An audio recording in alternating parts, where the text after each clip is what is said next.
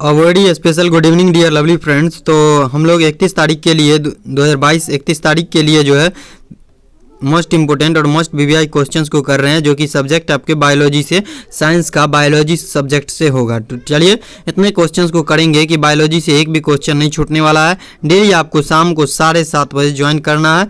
चलिए बढ़ते हैं क्वेश्चन की तरफ। और यहाँ पे कुछ यहाँ पे आप कहिए क्या है, तो ये आपका टोटल का टोटल क्या है, सिलेबस है, ठीक है, इसे ध्यान में रखिएगा आप लोग। चलिए कुछ सोशल मीडिया होल्डर्स है जिसको ज्वाइन कर लेना है।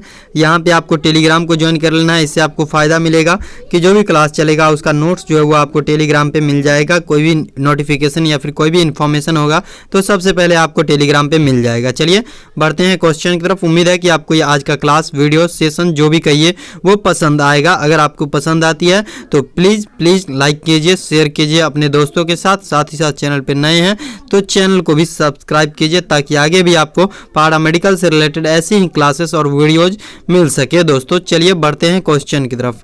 तो सबसे पहला क्वेश्चन आ चुका है। इससे पहले जो है 25 क्वेश्चन का क्लास जो है चल चुका है बायोलॉजी का, ठीक है, जिसका प्ले लिस्ट का लिंक जो है मैं आपको डिस्क्रिप्शन बॉक्स में दिला दूंगा, ठीक है। डिस्क्रिप्शन बॉक्स में आपको लिंक मिल जाएगा प्ले लिस्ट का, आप लोग ज्वाइन कर देख लीजिएगा। एक ही क्लास आपको जो है बायोलॉजी से छूटा है वो आप कवर कर सकते हैं, ठीक है। चलिए तो सबसे पहला कह रहा है स्तनधारी, क्या कह रहा है क्वेश्चन, कह रहा है स्तनधारी वर्ग में रक्त यानी ब्लड का सबसे अधिक तापमान किस जंतु में पाया जाता है, बताइए। तो स्तनधारी वर्ग में रक्त यानी ब्लड का सबसे अधिक टेम्परेचर किस जंतु में पाया जाता है, बताइए। तो ए में करा भैंस में, बी में करा बकरी में, सी में करा मनुष्य में, डी में करा व्हेल मछली में, बताइएगा। स्तनधारी वर्ग के रक्त का सबसे अधिक तापमान किस जंतु में पाया जाता है, तो ये किस जंतु में पाया जाता है, बताइए तो आप लोग। तो इसका जो राइट आंसर हो जाएगा, सबसे ज़्यादा पाया जाता है किस चीज़ में, तो ये पाया जाता है आपको कौन से जानवर में, तो ये आपको पाया जाता है बकरी में। जी हाँ, बिल्कुल राइट आंसर। नहीं, मनुष्य नहीं होगा, सबसे ज़्यादा हो जाएगा बकरी, यानी कि B number option right answer है। चलिए बढ़ते हैं अगला क्वेश्चन की तरफ। कह रहा है अगला क्वेश्चन का जवाब दीजिएगा। कह रहा है मछलियाँ किस अंग से सांस लेती है, बताइए। तो मछलियाँ जो है ये किस अंग से सांस लेती है, नाक के द्वारा, त्वचा के द्वारा, गिल के द्वारा, उसके बाद मुंह के द्वारा, बताइए। तो मछलियाँ जो है, मछली यानी फिश जो है किस ऑर्गन की मदद से जो है सांस लेने का काम करती है, तो ये जो सांस लेने का काम करती है दोस्तों, ये आपको हो जाएगा गिल्स की मदद से जो है ये सांस लेती है। यहाँ पे हो जाएगा गिल्स, क्या हो जाएगा, गिल्स की मदद से जो है ये सांस लेती है मछलियाँ, ठीक है। चलिए अगला क्वेश्चन की तरफ बढ़ा जाए। तो यहाँ पे नहीं, त्वचा नहीं होगा, त्वचा से कभी कभी लेता है, लेकिन गिल्स से जो है, तो गिल्स और त्वचा दोनों होना चाहिए। अगर आपको ये वाला ऑप्शन मिले कि मतलब इसमें जो है 4 गो ऑप्शन दे दे और गिल्स अगर रहे तो गिल्स को ही टिक कीजिएगा, ठीक है। त्वचा 3-4 गो ऑप्शन रहे और 3 गो ऑप्शन रहे और इनमें से सभी राइट आंसर होगा तो जो हो जाएगा सभी हो जाएगा, ठीक है। चलिए अगला क्वेश्चन की तरफ बढ़ते हैं। कड़ा सबसे बड़ा स्तनधारी मेमल है, बताइए। तो स्तनधारी कौन है, सबसे बड़ा स्तनधारी कौन है, बताइएगा। ए में कह रहा है हाथी है, बी में डॉल्फिन है, सी में मनुष्य है और डी में ब्लू व्हेल है, बताइए। तो सबसे बड़ा स्तनधारी कौन है, तो सबसे बड़ा स्तनधारी जो है दोस्तों ये आपको ब्लू व्हेल है। कौन है सबसे बड़ा स्तनधारी, ब्लू व्हेल है, ठीक है, ध्यान रखिएगा। यहाँ पे डी नंबर ऑप्शन बिल्कुल राइट हो जाएगा, 100% राइट आंसर। चलिए अगला क्वेश्चन कर रहा है विश्व का सबसे छोटा पक्षी का नाम बताइएगा आप लोग। विश्व का सबसे छोटा पक्षी कौन है, बताइए। तो सबसे छोटा पक्षी कौन है, बताइएगा। ए में करा एमू है, बी में करा कीवी है, सी में करा हमिंग बर्ड है, उसके बाद डी में करा है गौरैया जो है सबसे छोटा पक्षी है विश्व का। पूरे वर्ल्ड का सबसे छोटा पक्षी कौन सा है, तो पूरे वर्ल्ड का जो सबसे छोटा पक्षी है डियर लवली फ्रेंड्स वो आपको हमिंग बर्ड है। कौन है, हमिंग बर्ड, यानी कि यहाँ पे सी नंबर ऑप्शन बिल्कुल राइट आंसर है, C number option right answer. चलिए दोस्तों बढ़ा जाए अगला क्वेश्चन की तरफ, सी इज राइट आंसर। चलिए बढ़ते हैं अगला क्वेश्चन की तरफ। और क्वेश्चन क्या कर ध्यान दीजिएगा। चलिए अगला क्वेश्चन कर रहा है कशेरुक जंतु, क्या कशेरुक जंतु जो है, कशेरुक जंतु के शरीर का सर्वाधिक कठोर भाग कौन सा भाग होता है, बताइए। तो कौन सा भाग होता है, इनेमल सबसे ज़्यादा कठोर होता है, दांत सबसे ज़्यादा कठोर होता है, उसके बाद जांघ की हड्डी जो है सबसे ज़्यादा कठोर होता है, उसके बाद कलाई की हड्डी जो है सबसे ज़्यादा कठोर होता है कशेरुक, यानी वर्टिब्रेट एनिमल्स में जो है ये कौन सा शरीर का कौन सा भाग जो है यानी पार्ट जो है सबसे ज़्यादा कठोर यानी कि सबसे ज़्यादा मजबूत होता है। तो सबसे ज़्यादा मजबूत जो होता है कशेरुक यानी वर्टिब्रेट में वर्टिब्रेट में जो होता है, एनिमल्स में सबसे ज़्यादा कठोर जो होता है दोस्तों, ये कौन होता है? तो सबसे ज़्यादा कठोर जो है इनेमल जो है, इनेमल जो है सबसे ज़्यादा कठोर होता है। ठीक है, ध्यान रखिएगा आप लोग। यहाँ पे ए नंबर ऑप्शन बिल्कुल 100% राइट आंसर, जो भी लोग कर रहे हैं उन सभी का राइट आंसर है दोस्तों। चलिए अगला क्वेश्चन करा है वेल, क्या करा है? वेल में श्वसन यानी रेस्पायरेशन जो है, रेस्पायरेशन किस ऑर्गन से होता है? बताइए तो किस ऑर्गन से होता है? गिल्स की मदद से, त्वचा की मदद से, फेफड़ा की मदद से, मुंह की मदद से। वेल मछली में जो है श्वसन किस ऑर्गन की सहायता से होता है, किस ऑर्गन की मदद से होता है? तो ये आपको फेफड़ा, गिल्स में, सॉरी गिल्स नहीं होगा, गिल्स हो जाएगा मछली में। ठीक है, वेल मछली में जो, वेल में जो है, वेल में श्वसन किस अंग से होता है? तो ये आपको फेफड़ा में होता है, फेफड़ा की मदद से होता है वेल मछली में। ठीक है, यहाँ पे C number option right answer हो जाएगा dear lovely friends. C number option बिल्कुल राइट है, 100% करेक्ट आंसर टिक किए हैं आप सभी। चलिए अगला क्वेश्चन की तरफ बढ़ते हैं। कह रहा है आधुनिक विश्व को जंतु के किस वर्ग, आधुनिक मानव के जंतुओं के किस वर्ग में रखा गया है? बताइए तो किस वर्ग में रखा गया है? सिटी भीमा में, कॉर्नी बोडा में, और सी में करा है पाइमेट्स में। बताइए तो, और डी में करा है इंसेक्टी बोडा में। बताइएगा, बोडा में नहीं रखा गया है मानव को, तो डी वाला तो कतई होगा ही नहीं। तो बताइएगा कौन सा हो जाएगा इसका राइट आंसर? तो इसका जो राइट आंसर हो जाएगा, नहीं बी भी नहीं होगा, इसका राइट आंसर बी नहीं होगा, बी कतई होगा ही नहीं, और ना ही ए होगा और ना ही डी होगा। तो बच कौन रहा है? बच रहा है आपको सी नंबर ऑप्शन, यानी पाइमेट्स। क्या पाइमेट्स वर्ग में रखा गया है आधुनिक मानव को जंतुओं के किस वर्ग में रखा गया है? तो पाइमेट्स वर्ग में रखा गया है, यानी कि ध्यान रखिएगा आप लोग, यहाँ पे C number option 100% right answer है डियर लवली फ्रेंड्स। चलिए बढ़ते हैं अगला क्वेश्चन की तरफ। अगला क्वेश्चन करा है उत्तकों के अध्ययन संबंधी विज्ञान को उत्तकों यानी टिश्यू के अध्ययन संबंधी विज्ञान को क्या कहते हैं? बताइए तो क्या कहा जाता है? साइटोलॉजी कहा जाता है, हिस्टोलॉजी कहा जाता है, मॉर्फोलॉजी कहा जाता है, एनाटॉमी कहा जाता है? बताइए तो क्या कहा जाता है? तो इसका राइट आंसर बताइएगा। उत्तकों के अध्ययन संबंधी विज्ञान को क्या कहा जाता है? बताइएगा, उत्तकों के अध्ययन संबंधी विज्ञान को क्या कहा जाता है? तो उत्तकों के अध्ययन संबंधी विज्ञान को क्या कहा जाता है? तो उत्तकों का अध्ययन हम लोग जिस विज्ञान के जिस ब्रांच में करते हैं, विज्ञान के बायोलॉजी के जिस ब्रांच में करते हैं, वो ब्रांच का नाम आपको बताना है। इन टिश्यू का अध्ययन जिस बायोलॉजी के जिस ब्रांच में हम लोग करते हैं, उसी ब्रांच का नाम बताना है। तो उस ब्रांच का नाम क्या है दोस्तों? उस ब्रांच का नाम है मॉर्फोलॉजी। क्या नाम है? उस ब्रांच का नाम है मॉर्फोलॉजी। ध्यान रखिएगा आप लोग, यहाँ पे इसका राइट आंसर हो जाएगा, सॉरी मॉर्फोलॉजी नहीं होगा, उसका राइट आंसर क्या हो जाएगा? सी नंबर ऑप्शन हो जाएगा हिस्टोलॉजी। हिस्टोलॉजी में हम लोग किस चीज़ का अध्ययन करते हैं? टिश्यू के बारे में जानकारी प्राप्त करते हैं। ठीक है, ध्यान रखिएगा आप लोग, टिश्यू के बारे में कौन से ब्रांच में अध्ययन करते हैं बायोलॉजी के? तो हिस्टोलॉजी ब्रांच में जो है, बायोलॉजी के हिस्टोलॉजी ब्रांच में जो है हम लोग क्या करते हैं? उत्तकों के बारे में यानी टिश्यू के बारे में पढ़ाई करते हैं। ठीक है, ध्यान रखिएगा, यहाँ पे राइट आंसर हो जाएगा सी नंबर ऑप्शन। चलिए अगला क्वेश्चन कर रहा है कोशिकाओं के समूह को क्या कहा जाता है? बताइए तो कोशिकाओं के समूह को क्या कहा जाता है? तो कोशिकाओं के समूह को ऊतक कहते हैं, अंग कहते हैं, अंगतंत्र कहते हैं, उपरोक्त में से कोई नहीं कहते हैं। बताइए तो कोशिकाओं यानी सेल, बहुत सारा सेल अगर एक जगह पे है तो उस सेल को क्या, उस चीज़ को क्या कहते हैं, क्या कहा जाता है? तो कोशिकाओं के समूह को दोस्तों क्या कहते हैं? पता है आपको? ये तो आपको पता ही होगा कि टिश्यू बनता है, कोशिकाओं के समूह के कारण टिश्यू का निर्माण होता है, यानी ऊतक का निर्माण होता है। यहाँ पे ए नंबर ऑप्शन तो बिल्कुल राइट है। चलिए बढ़ते हैं अगला क्वेश्चन की तरफ। और अगला क्वेश्चन क्या कह रहा है, ध्यान दीजिएगा आप लोग। चलिए पुनरुत्पादन की क्षमता किस प्रकार के उत्तकों में सबसे ज़्यादा पाया जाता है? बताइएगा। ए में करा है संयोजी ऊतक में, बी में करा है पेशीय ऊतक में, सी में करा है तंत्रिकीय ऊतक में, और डी में करा उपकला ऊतक में। बताइएगा पुनरुत्पादन की क्षमता जो है किस प्रकार के टिश्यू में सबसे ज़्यादा पाया जाता है? तो सबसे ज़्यादा जो पाया जाता है उपकला टिश्यू में, क्या उपकला ऊतक में। ठीक है, ध्यान रखिएगा आप लोग, यहाँ पे नहीं ए नहीं होगा, ए रॉन्ग आंसर है, सी भी रॉन्ग आंसर है, और बी भी रॉन्ग आंसर है। इसका राइट आंसर हो जाएगा उपकला ऊतक में। ठीक है, उपकला ऊतक में ध्यान रखिएगा आप लोग, यहाँ पे राइट आंसर हो जाएगा डी नंबर ऑप्शन जो है बिल्कुल राइट आंसर है माय डियर लवली फ्रेंड्स। चलिए बढ़ते हैं अगला क्वेश्चन की तरफ। और अगला क्वेश्चन क्या कह रहा है, ध्यान दीजिएगा। शरीर में सबसे ऐच्छिक तथा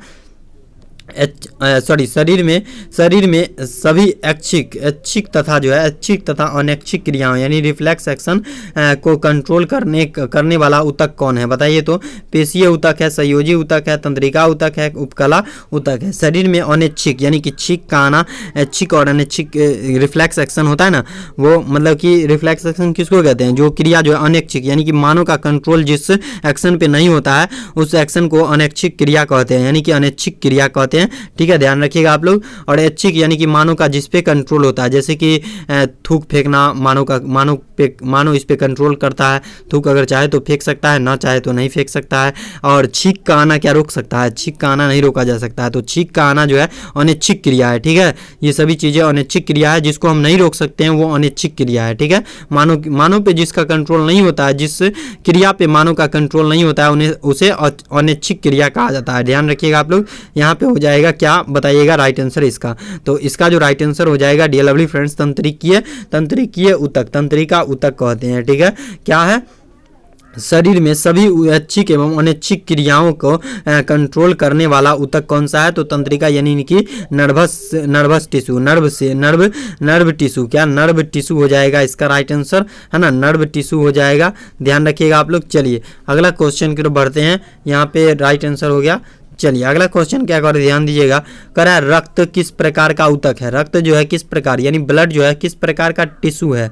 पेशी ऊतक है, संयोजी ऊतक है, तंत्रिका ऊतक है और डी में करा उपकला ऊतक है। बताइए तो ब्लड किस प्रकार का ऊतक यानी कि टिश्यू, ब्लड जो है, ब्लड एक प्रकार का टिश्यू है लेकिन किस प्रकार का टिश्यू है ये आपसे पूछ रहा है। तो ब्लड तो टिश्यू है ही लेकिन किस प्रकार का टिश्यू है बताइएगा। तो ये एक प्रकार का कलेक्टिंग टिश्यू यानी कि संयोजी ऊतक है। ठीक है, ध्यान रखिएगा आप लोग। यहाँ पे जो भी लोग बी नंबर ऑप्शन को टिक कर रहे हैं 100% राइट आंसर को टिक कर रहे हैं दोस्तों। चलिए बढ़ते हैं अगला क्वेश्चन की तरफ। अरेखित पेशी, क्या अरेखित पेशी ऊतक, क्या अरेखित पेशी ऊतक कहाँ पाए जाते हैं बताइए। तो कहाँ पाए जाते हैं। हार्ट में पाया जाता है, अमाशय में पाया जाता है, आहारनाल में पाया जाता है, त्वचा में पाया जाता है। बताइए तो कहाँ पे पाया जाता है। तो ये आपको पाया जाता है कहाँ पे बताइएगा। अरेखित पेशी ऊतक जो पाए जाते हैं ये कहाँ पे पाए जाते हैं। तो ये आपको पाया जाता है अमाशय यानी कि स्टोमच में पाया जाता है। कहाँ पे, स्टोमच यानी कि अमाशय में। ठीक है, अमाशय का ही इंग्लिश में नाम स्टोमच है। ठीक है, ध्यान रखिएगा, स्टोमच है। ठीक है, ध्यान रखिएगा, इस चीज़ को ध्यान रखिएगा दोस्तों, स्टोमच में। ठीक है, याद रखिएगा। चलिए अगला क्वेश्चन कर बढ़ते हैं। करा है निम्न में से, क्या करा है, निम्न में संयोजी ऊतक यानी कि कलेक्टिंग टिश्यू जो है, कनेक्टिंग टिश्यू का उदाहरण है। बताइए तो निम्न में से कौन जो है कनेक्टिंग टिश्यू का उदाहरण है। ए में करा है त्वचा, बी में करा है लिम्फ और सी में करा है हड्डी यानी बोन और डी में करा है प्रोटीन और डी में क्या करा है ये सभी। बताइएगा निम्न में से कौन जो है कलेक्टिंग टिश्यू का उदाहरण है। तो बताइए तो कौन है कलेक्टिंग टिश्यू का उदाहरण। तो ये सभी जो है कनेक्टिंग टिश्यू का ही उदाहरण है। क्या है, कनेक्टिंग टिश्यू का ही उदाहरण ये सभी है। त्वचा, लिम्फ, हड्डी, प्रोटीन, ये सभी क्या है कलेक्टिंग टिश्यू का उदाहरण है। ध्यान रखिएगा आप लोग, याद रखिएगा my dear lovely friends, connective tissue का उदाहरण है। ठीक है, ध्यान रखिएगा, या आप लोग ध्यान रखिएगा। चलिए अगला क्वेश्चन की तरफ बढ़ते हैं। और अगला क्वेश्चन क्या कर रहा है ध्यान दीजिएगा आप लोग। चलिए अगला क्वेश्चन कर रहा है संकुचनशील, क्या संकुचनशील कंस्ट्राक्टिल टिश्यू के नाम से जाना जाता है। बताइए तो संकुचनशील टिश्यू के नाम से यानी कि संकुचनशील ऊतक के नाम से किसे नाम से जाना जाता है, किसको। संयोजी टिश्यू यानी कि कनेक्टिंग टिश्यू को, और उसके बाद बी में करा रेखित यानी कि इन लाइन टिश्यू को, उसके बाद तंत्रिका यानी कि नर्व टिश्यू को, उसके बाद पेशी ऊतक यानी कि सेल्यूलर टिश्यू को। बताइए तो संकुचनशील ऊतक के नाम से किसको जाना जाता है। रेखीय संयोजी ऊतक को, रेखित ऊतक को, तंत्रिका ऊतक को और पेशी ऊतक को। बताइएगा इसका राइट आंसर क्या हो जाएगा। तो इसका जो राइट आंसर हो जाएगा डियर लवली फ्रेंड्स क्या हो जाएगा बताइएगा। तो इसका राइट आंसर क्या हो जाएगा बताइएगा आप लोग। तो इसका जो राइट आंसर हो जाएगा सेल्यूलर टिश्यू का। क्या सेल्यूलर टिश्यू, जो भी लोग टिक कर रहे हैं उन सभी का बिल्कुल राइट आंसर है। नहीं, ये नहीं होगा, यहाँ पे हो जाएगा डी नंबर ऑप्शन राइट। चलिए बढ़ते हैं अगला क्वेश्चन की तरफ। और अगला क्वेश्चन कर रहा है चेतना ऊतक, यानी कि चेतना ऊतक जो है किस प्रकार, चेतना जहाँ से उत्पन्न होता है उस टिश्यू में किस प्रकार के टिश्यू को चेतना ऊतक, यानी किस चेतना ऊतक जो है ये किस प्रकार के टिश्यू को कहते हैं, ये आपसे पूछ रहा है। सिंपल सा, चेतना ऊतक जो है ये किस प्रकार के टिश्यू को कहा जाता है, उपकला यानी एपिथेलियम टिश्यू को, बी में कह रहा है नर्व टिश्यू को, सी में कह रहा है मस्कुलर टिश्यू को, और डी में कह रहा है ऑल ऑफ दीज यानी ये सभी टिश्यू को। बताइए तो क्या कहा जाता है। तो ये चेतना ऊतक जो है, चेतना ऊतक तंत्रिका ऊतक को कहा जाता है। तंत्रिका ऊतक यानी कि नर्व टिश्यू को, तंत्रिका ऊतक को जो है चेतना ऊतक के नाम से भी जाना जाता है, क्योंकि चेतना का भंडार यहीं से शुरू होता है। यानी कि बी नंबर ऑप्शन इसका बिल्कुल 100% राइट आंसर है। चलिए अगला क्वेश्चन की ओर बढ़ते हैं। और अगला क्वेश्चन कर रहा है हीमोग्लोबिन पाया जाता है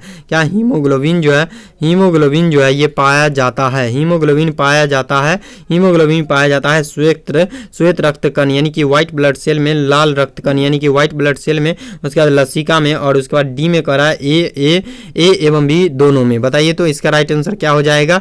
तो इसका राइट आंसर जो लोग कर रहे होंगे, हीमोग्लोबिन पाया जाता है कहाँ पे, तो हीमोग्लोबिन जो पाया जाता है दोस्तों ये रेड ब्लड सेल में यानी कि WBC में पाया जाता है। कहाँ पे, WBC, रेड ब्लड सेल का ही दूसरा नाम, शॉर्ट नेम जो है WBC है, क्या सेल, व्हाइट ब्लड सेल है। ठीक है, ध्यान रखिएगा आप लोग, हीमोग्लोबिन पाया जाता है WBC में, ध्यान रखिएगा। सॉरी WBC नहीं होगा, रेड ब्लड सेल होगा, रेड ब्लड सेल यानी कि रेड ब्लड सेल यानी कि लाल रक्त कणिका है ना, लाल रक्त कणिका RBC में पाया जाता है, ध्यान रखिएगा आप लोग। चलिए अगला क्वेश्चन करा है निम्न में से किस ग्लैंड को मास्टर ग्लैंड यानी मास्टर ग्लैंड के नाम से जाना जाता है। बताइए तो किस ग्लैंड को मास्टर ग्लैंड के नाम से जाना जाता है। ए में करा थायराइड ग्लैंड, बी में करा पिट्यूटरी ग्लैंड, बी में करा पैराथायरॉइड ग्लैंड, और डी में करा एडिनल ग्लैंड। बताइएगा पिट्यूटरी ग्लैंड को कहा जाता है ना, तो ये तो आप लोग बचपन से पढ़ते आए हैं कि पिट्यूटरी ग्लैंड को जो है मास्टर ग्लैंड के नाम से जाना जाता है, और इसके बारे में आप लोग 12th क्लास में बहुत अच्छे से पढ़े होंगे। कौन से, 12th क्लास में बहुत अच्छे से पढ़े होंगे। इसीलिए मैं कहता हूँ कि 12th बायोलॉजी, फिजिक्स, केमिस्ट्री का नोट्स अगर आप लोग पढ़ लेते हैं तो बहुत आपका हेल्प हो जाएगा। ठीक है, चलिए अगला क्वेश्चन की तरफ बढ़ते हैं। और अगला क्वेश्चन कर रहा है मानव ह्यूमन बॉडी में हड्डियों यानी कि bones in the human body की संख्या कितनी होती है। मानव शरीर में bones in the human body में की संख्या जो है कितनी होती है। ए में करा है 204 होती है, बी में करा है 206 होती है, सी में करा है 207 होती है, और डी में करा है 209 होती है। बताइए तो कितना होता है। तो इसका राइट आंसर दीजिएगा। जन्म के बाद है ना, एक एडल्ट मानव शरीर यानी कि एडल्ट मानव में, बच्चा वाला मत बताइएगा। ठीक है, तो इसका जो राइट आंसर हो जाएगा 206 हड्डी पाई जाती है मानव के शरीर में। ठीक है, ध्यान रखिएगा, यहाँ पे हो जाएगा बी नंबर ऑप्शन बिल्कुल 100% राइट आंसर दोस्तों।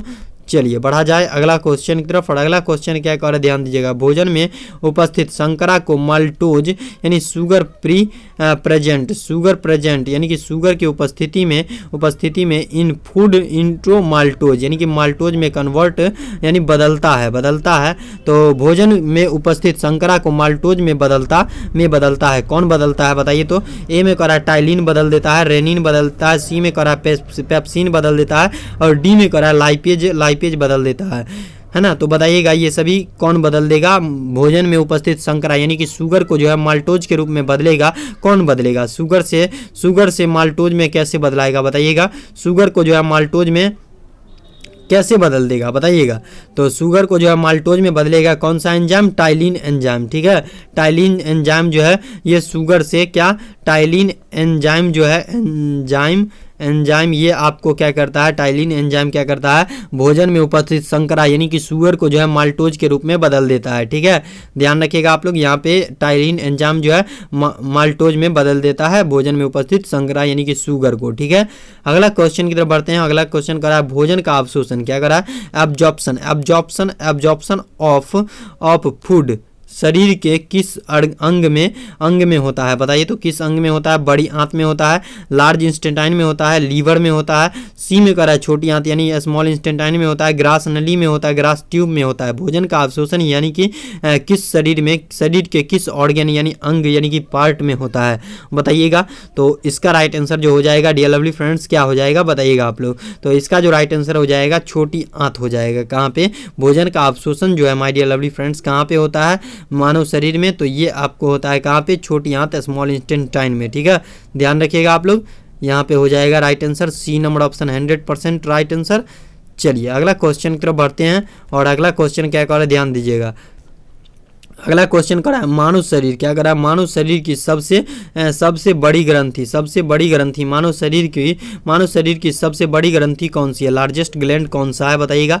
पिट्यूटरी ग्लैंड है, किडनी है, थायराइड है, उसके बाद लीवर है। बताइए तो मानव शरीर यानी कि मानव शरीर ह्यूमन बॉडी की सबसे बड़ी ग्रंथि यानी कि लार्जेस्ट ग्लैंड कौन है? तो लार्जेस्ट ग्लैंड जो है दोस्तों ये आपको लीवर जो है सबसे ज़्यादा लार्जेस्ट है यानी कि सबसे बड़ी ग्रंथि है। ठीक है, लीवर एक प्रकार का ग्लैंड है और ये पूरे बॉडी का सबसे बड़ा ग्लैंड है। ठीक है, ध्यान रखिएगा।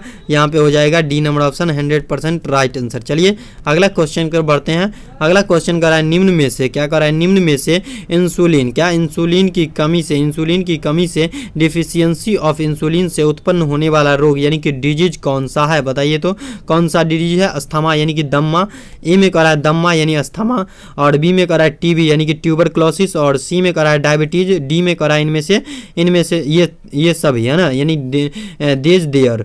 तो बताइए तो निम्न में से इंसुलिन की कमी से कौन सा रोग उत्पन्न होता है? तो इंसुलिन की कमी से जो रोग उत्पन्न होता है डियर लवली फ्रेंड्स ये डायबिटीज रोग उत्पन्न होता है। ठीक है, डायबिटीज रोगी को जो है इंसुलिन का इंजेक्शन भी दिया जाता है। जब उसके बॉडी में पर्याप्त इंसुलिन नहीं बनता है तो बाहर से जो है इंसुलिन दिया जाता है इंजेक्शन के माध्यम से। यहाँ पे सी नंबर ऑप्शन हो गया राइट आंसर 100% राइट आंसर। ठीक है, चलिए ए नहीं होगा बच्चा, ए नहीं होगा और ना ही टीबी होगा, ट्यूबरक्लोसिस। चलिए अगला क्वेश्चन करा है ऊर्जा निम्न में से कौन सा पोषक पदार्थ यानी न्यूट्रिएंट शरीर को क्या कर रहा है? शरीर को त्वरित ऊर्जा यानी कि क्विक एनर्जी यानी त्वरित ऊर्जा क्या यानी कि क्विक एनर्जी बहुत जल्दी ऊर्जा प्रदान कर देता है। वो क्या है? प्रोटीन है, विटामिन है, वसा है, कार्बोहाइड्रेट है। यानी कि पोषक ऐसा कौन सा पोषक पदार्थ है जो कि ह्यूमन बॉडी में जल्दी से एनर्जी को प्रदान कर देता है? बताइएगा। तो ये जो है दोस्तों कौन सा पोषक पदार्थ है बताइएगा? न्यूट्रिएंट्स है बताइएगा आप लोग। तो ये न्यूट्रिएंट जो है दोस्तों कार्बोहाइड्रेट है। कार्बोहाइड्रेट किस में पाया जाता है? अब कार्बोहाइड्रेट किस में पाया जाता है? गन्ना आप लोग खाए हैं या फिर गन्ना का जूस पिए होंगे क्या? गन्ना का अगर आप जूस पिए हैं तो उससे क्या होता है फ़ायदा? आप मार्केट जाइए या फिर कहीं जाइए जहाँ पे गन्ना का जूस मिलता है और आप मॉर्निंग में खाना नहीं खाइए। ठीक है, आपको फ़ायदा मतलब चेक करने का उपाय बताता हूँ मैं। आप 1 गिलास या 2 गिलास गन्ना का जूस पी लीजिए, आपको पूरा दिन लगेगा कि आप एनर्जेटिव हैं, है ना, क्योंकि वहाँ पर जो है सबसे ज़्यादा एनर्जी मिलता है और बहुत जल्दी में एनर्जी मिल जाता है गन्ना के जूस, और गन्ना के जूस में जो है कार्बोहाइड्रेट पाया जाता है। ठीक है, याद रखिएगा आप लोग। चलिए सबसे लास्ट क्वेश्चन आज के क्लास सेशन वीडियोज का।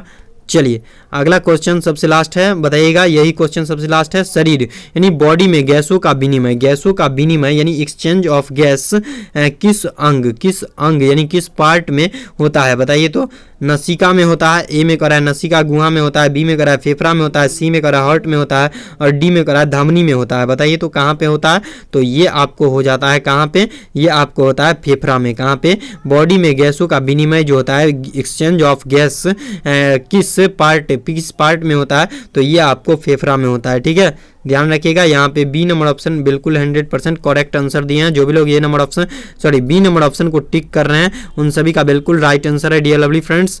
चलिए उम्मीद है कि आज का ये क्लास आपको बहुत पसंद आई होगी। अगर आपको ये क्लासेस पसंद आई है तो प्लीज़ लाइक कीजिए, शेयर कीजिए दोस्तों के साथ। साथ ही साथ चैनल पर नए हैं तो चैनल को भी सब्सक्राइब कीजिए ताकि आगे भी आपको पैरामेडिकल से रिलेटेड ऐसे ही क्लासेस, वीडियोज, सेशन और इन्फॉर्मेटिव वीडियोज मिल सके। Thanks for watching my dear lovely friends.